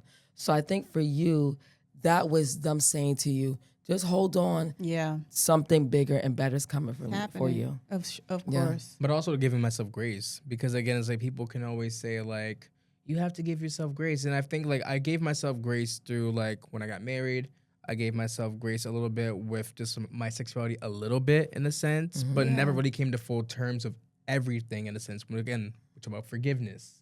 Yes. And then this, and again, I'm self-sabotaging, saying like, no, you're stupid for getting married for that. No, you're stupid because you think you deserve a relationship with a man, but you don't deserve that. So like those things are in my head. I'm spiraling out of control so much about that. So again, like I would like for you guys to kind of reveal some things from after the our Okay. after session. You can say. All right. So you want to ask him another question about the? So yeah. I want to say this to you because one thing that, again, not to revert backwards, and we didn't delve into it a lot, but I have to let your audience know, because as you vibrate, we always tell you that we want to get you to the point of 500 and above. So there's a number. There's actually a scale. Oh yes, we have to. We have to put the scale up. Yes. Yes. So I guess we can show the audience the scale now. Yeah. We'll put it on the screen for you guys to watch.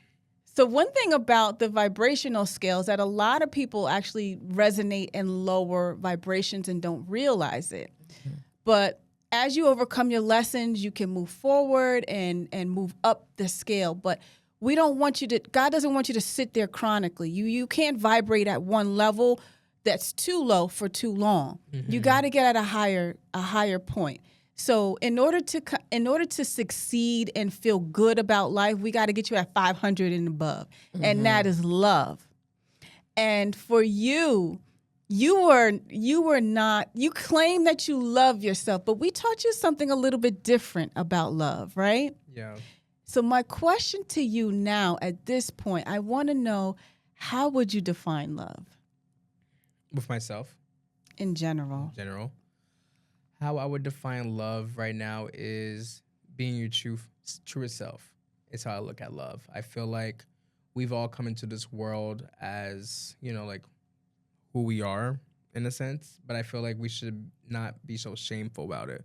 We should be okay and accept the parts of who we are as love. Because again, it's like relationships with friendships. It's like you meet friends or people who are the opposite of you, right? So for me, it's like I love that person for who they are. They don't care. They're funny and stuff like that. So for me, how I approach love a little bit more differently now is I am who I am, right? But of course, I'm changing. Of course, I want to make sure I want to be the best version of myself. But I want to accept that with love. I want to be able to be like, it's okay, even if you got like a little belly or this and that. Like, I love you for who you are, your mind, your words, and everything. So that's how I'm defining love now. Because before it was like other toxic things I was thinking about before. But I'm just learning to understand that. And can you teach the audience what we taught you about mistakes here on this planet? Mistakes are meant to happen because that is the human experience.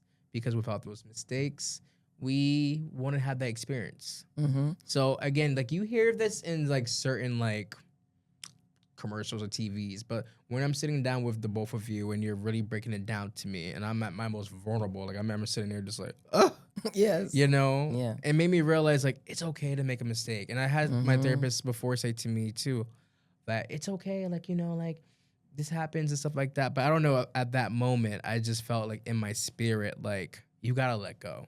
Yeah. And I think the reason why it didn't resonate within you when your therapist told you that is because Janine and I actually broke it down to you and gave you the foundation of why we were sent here to make mistakes. Yes. Because I think that's what people must understand is that you, and I want to delve into this too because it's a little cryptic, but you are the writer and the designer of your storyline coming down here to Earth. Mm-hmm. And you have to make mistakes because in order to learn, in order to have a storyline, mistakes have to happen. So it's like, and I said to you, I said, if you came here perfect, then why the hell did you come here? Like you had to make mistakes and God understands that. And so that's what therapists, she said, oh, it's okay. No, we gave you the foundation of you knew what mistakes you were coming out here to make. Yeah. And when you look at it from that angle, it makes you understand like, oh, wait, I wrote that storyline. I get it now. And also, too, we taught you that because of your past, because of your future, you needed the mistakes to move forward and help others. So can you delve into that a little bit, if you remember? Well, you know what? I'm going to ask you that, but let's rewind it to the beginning. Okay. So when we first sat him down, after he had the quantum restored healing, you and I both revealed to him our thoughts of what was going on with him, which we already knew before the quantum healing. So I don't know if you want to delve into that or the part about Remind me. So we talked about karma. We Oh, talked yeah. about Oh your yeah, karma. I remember that. I remember you say, Oh, sorry. like, no offense. I remember Yeah, you guys yeah. like, go ahead, say it. So yeah, we talked about karma. I don't want to offend anybody, but people must understand is that I was bullied as a kid. Yeah. You know, I've been through, my depression was part of my karma. I went through depression for 20 years. I could reveal, and I told it several times on our show, that in another lifetime with my husband, I was the husband and he was the wife. Mm-hmm. And I treated my husband like shit. So part of my karma was the 20 years of depression. So we had showed you how you endured karma because of the things you did in your past lives. Yep. And so we gave it to you gently for you to understand, and we gave it to you where you understood that you were part of the planning. Yeah. Because you needed to come back to this earth to balance it out. And if you're able to look at it from that angle, it's like eating a piece of cake. It's like, who the fuck made this? Yeah. They're like, bitch, it was you. Oh, well, this don't taste that bad. Right. You know, really, it's good because I made it. Oh, it's That all right. part. It's all right. It's all right. Hot sauce on you. like we as women, you know, like when somebody like, okay, you got braids in your hair, right? So if I came over to help you take those braids out, when I cause the pain to you, it's gonna hurt. You're like, oh, you stop, you hurting me. But if I you do cause it to myself, yourself, yeah. you're like, it ain't that bad. So that's how this is. Once you understand, you designed the game for yourself. Yeah. You're like, oh, okay, I get it now. Yeah. Okay, and then we talked about his villains. Yeah. So what did you know about what did you remember about us talking about villains? I remember it took me a second to actually say who my villains were. Mm-hmm. I remember when you was like, so who do you think your villains are? And I'm like really like thinking like, because first of all, after I've done it, my body felt like I was like breathing, like it was just like, I'm taking it all in. That's just how I was feeling at Yes. that moment. Like, Yeah. I'm taking it all in. And then I remember when you explained to me my villains, it made a lot more sense of the backgrounds of these villains and how we each play an intricate part in each other's lives in that Yeah. sense. Yes. Which I'm not going to reveal the villains on here, obviously, but when you did explain it to me, it made a lot more sense. Yeah. Is what I'll say. Janine, can you explain the villains? So one thing about villains, we're all assigned villains. Mm-hmm. Somebody in your life has villainized you and hurt you and caused the trauma in your life in some form or fashion. This is who we call the villains in our life. But the irony is, from a spiritual standpoint, our villains are assigned to us. Our villains, they're our friends in heaven on the other side. We all came in to play these roles with each other to help us understand our experiences and elevate vibrationally. Yep. So our villains, if you think about it, if they came in to help you, are they really truly your villain? Mm-mm. No, they're not. So that's why you have to find forgiveness for the things that people that have hurt you, because they really just did their job. Mm-hmm. That's it. And Dolores Candace says some of them deserve an Oscar. They deserve an 'Cause Oscar. They do their job very well. and that just gets to the bottom line that Earth and this experience, this human experience, is a game. Yes. This is Yes. all a game. We take life too seriously here in Earth. I on do, Earth. and I take life too seriously all Yeah. the time for myself, and I know many of us do. But I do have to reveal something that I did not tell you. I was gonna wait to actually tell on the podcast. So last night, because I got a candle and some crystals, like I said, and That we gave him. yes, they gave me yes. And one thing I did, like when I was like listening back of my responses on the tape and stuff like that. Yeah. I think this is where I feel like my vibration lightened more, because you said when I light the candle, that's where my angels will be present, right? Yeah. Mhm. And I remember just like last night, like in the sense just beaming, but also breaking down. And because I really was in my head, like again, like kind of overthinking, like, why do I keep self-sabotaging myself? Yeah. Right? Mm-hmm. You have a podcast about mental health. Yeah. You want to help people, but you're not helping yourself. And that was like the mind fuck of me. I'm like, so why am I doing this for? Like, who am I doing this for? Right. Mm-hmm. And I realized like, I'm still doing this for me. Right. I feel like this is the person that has to let go. Exactly. I have to learn how to let go. And I say, you know what? I forgive anyone that did me wrong. I do. I'm like I had to say to myself, you know what? Fuck it. What else can I do? Yep. And be mad like, you did this to me about 20 years ago. Like, And I'm glad what's you the used the word point? 20 years. Yep. What's the point? Exactly. Because I feel like I've been eternally suffering for so much. Stuck. That's the word. I was stuck. Yep. And I just felt like to myself, like, man, fuck it. That's just how I feel now. Like not like in a bad way. I'm just like, I can't do this no more. Yep. You know? I want the best for me. Because I always said this too. I said, like, I feel like if I'm going to be on this planet, why do I want to be on this planet? Right? And I feel like I do have a purpose in life. Yeah. And I'm going to fulfill that purpose. But also, I got to also attend to myself as well. Yes. You know? And we told you what your purpose is. Do you recall? You want to tell me? Your purpose, is you're a light worker. Yeah, that's what I guess. Make sure I didn't want to say the wrong light. I did light, but I didn't want to say it wrong. You're a light worker. You're here to help people that have went through the same experiences as you. That's why God gave you this platform. But the problem is that people don't understand. You have to go through. The people that are assigned to be light workers, they have it the hardest. They do. You have to go through deep transition, just like Kisha went through bad depression. Yeah. I went through bad experiences with shame and not feeling good about myself. You got to go through the biggest and the deepest transitions in order to overcome it so you can tell people your story. So how can you ever have a story to tell if you don't have a great story to tell? Yeah. You know? And that's why the villains are important. Are part of the game. Yeah. Yeah. Because they knew you came here to be a light worker. Yeah. So they had to be part of the performance of treating you like shit. Yeah. Well, they did a great performance. Hell of a job. Hell of a fucking Take job. a bow, boo. Kudos to them. Exactly. Right. Pat your back. Matter of fact, you owe them. Yeah. Oh, okay. When I dropped the memoir. That part. Dedicate to all the villains that helped me get to where all I'm at. the villains. It's going to be a piss-off party that day, I'll tell you that.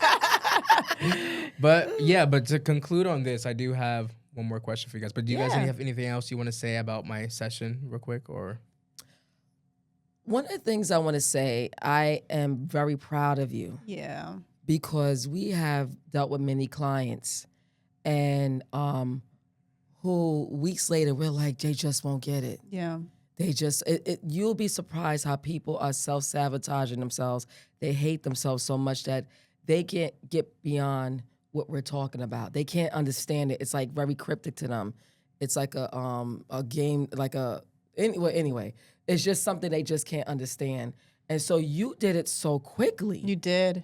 This was like 72 hours later, and you're like beaming. Exactly. And I thank you for lighting your candle, because that was a big part. I thank you for the crystals, utilizing your crystals. Yeah, the post-care. The post-care. Because the post-care is on them. We did our part with our clients, but the post-care is so important. And so you did a wonderful job, and I'm just proud of you, and I just want you to continue.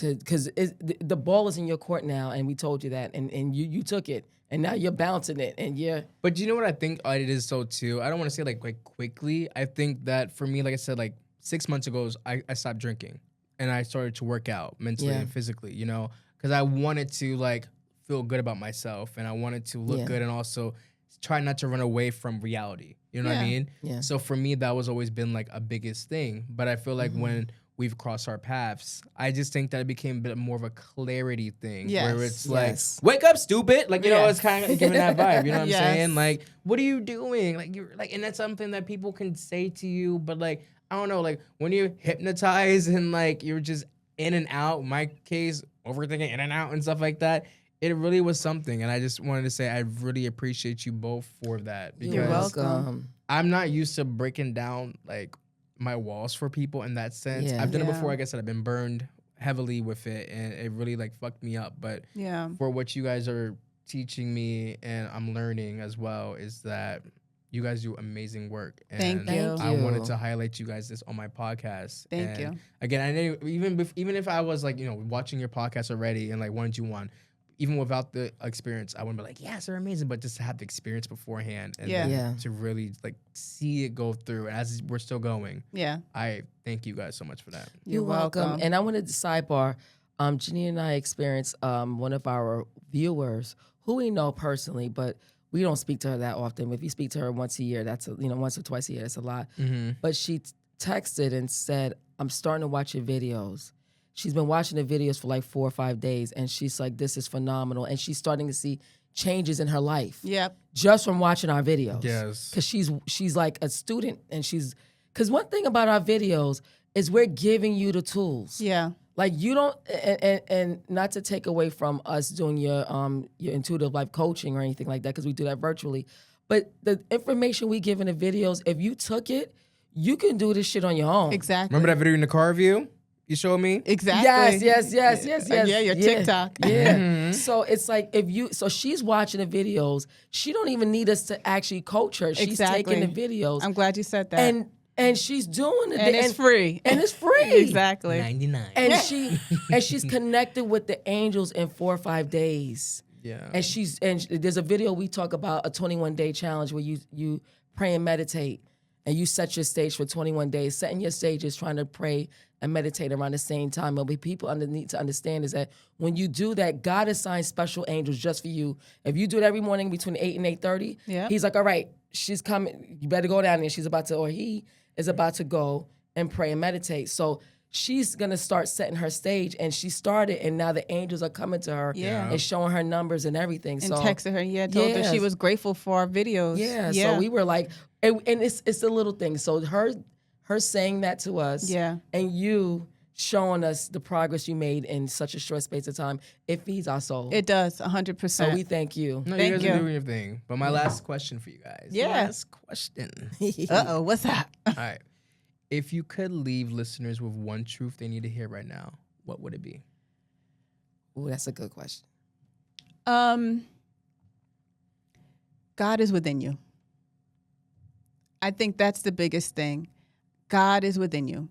And that's where we end our show. I end the show by saying, God is love. Love is the highest frequency, and go and find the God within you. Because people have to understand that you are the master of your universe. We are. You can change what's happening to you right now.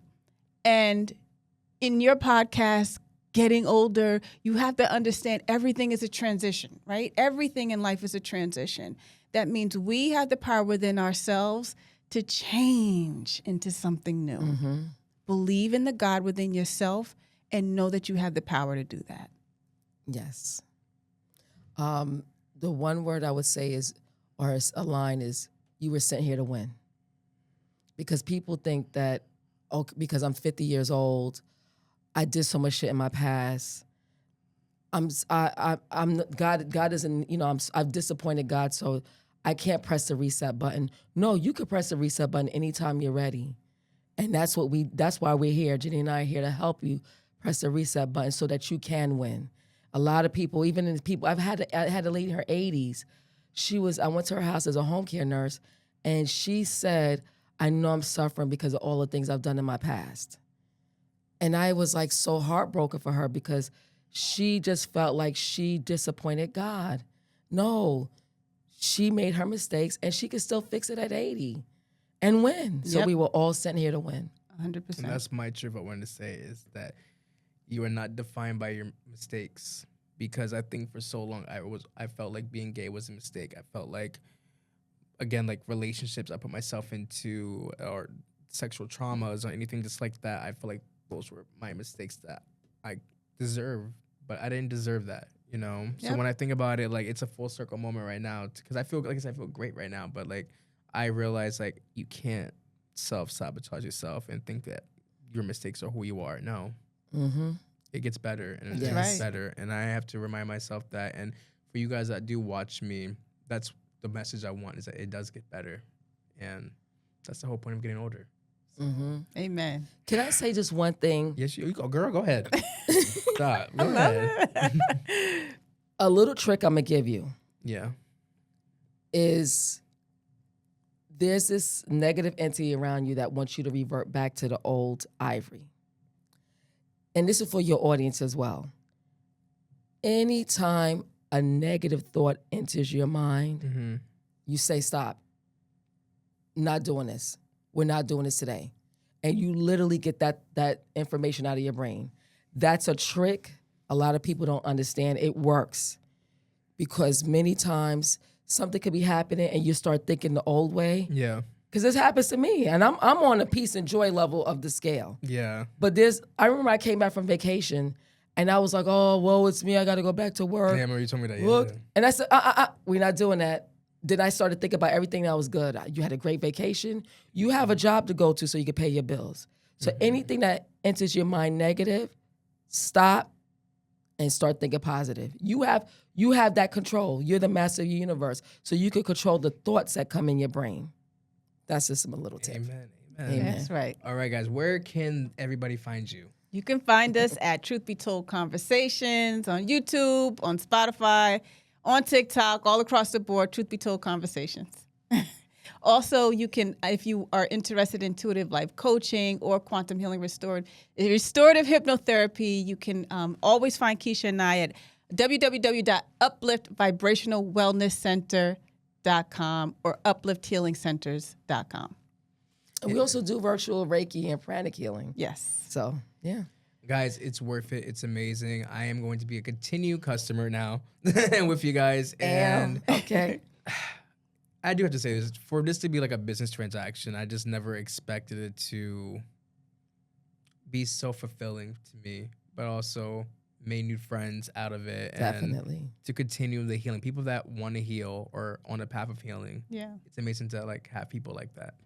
Indeed. So I wanted to say that. Likewise. Likewise. Boo. All right, Don't guys. forget me, too. Oh, sorry. No, we ain't fist bump. We ain't fist That's bump at all. right. Day. You My got fault. twins over here. Twins, where have you been? She always sings that. That's my song. Nobody. No. Oh, it's not. I'm getting copyrighted. All right, gang. You guys can find us on YouTube, Spotify, Apple Podcasts, Amazon Music, and iHeartRadio. We are live, please, and we'll see you guys on the next episode of Getting Older Podcast. See you later.